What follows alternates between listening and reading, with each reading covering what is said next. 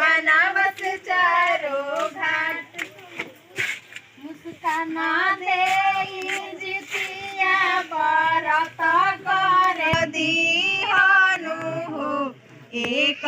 धियावा जरूर नैहर ससुर देव सुख रखी हनु हो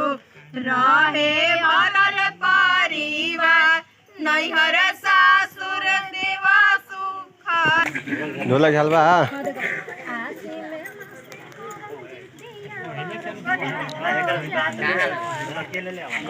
गंगा